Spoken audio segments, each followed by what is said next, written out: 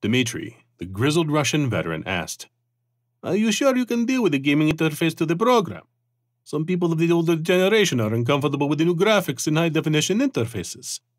I know your system can support the heavy rendering demands of the programs. However, if that isn't offset by having an integrated animated avatar playing a role for you in the game space, it's not going to be much fun." Dmitry glanced to make certain the outer door was closed, and then looked through the window into the data center.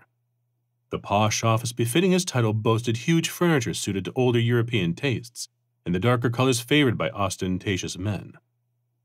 The floor was marble with large area rugs in darker shades that complemented the furniture.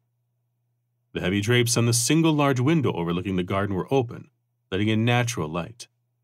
The large room also boasted multiple oversized digital screens and a couple of soft leather chairs of varying styles with remote-controlled devices on adjacent tables. The man himself was dressed for comfort in dark fine wool slacks and a gray cashmere sweater.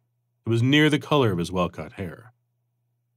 As the Russian Minister of Information Propagation, Dmitry had access to some of the most sophisticated computers and software in the world. As a former Russian war hero, now bored with minimal daily efforts of state, he thought the adrenaline rush from this digital competition was nearly as exciting as days spent in battle, without the limited rations and wet socks. He'd paid his dues, and now he played his games with his supercomputer and his brains against his once fierce enemy, Chairman Chang. Chang was the head of the Chinese Cyber Warfare College, politically connected and virtually untouchable.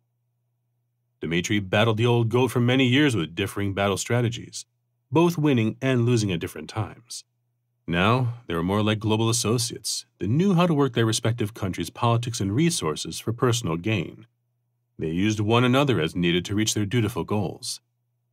Dmitry shrugged off thoughts of their history and focused on the game, feeling quite certain the programming experts of his D team had outdone themselves with this competition. It was a virtual game with virtual machines and players, connected by an open conference bridge which either side could mute on demand or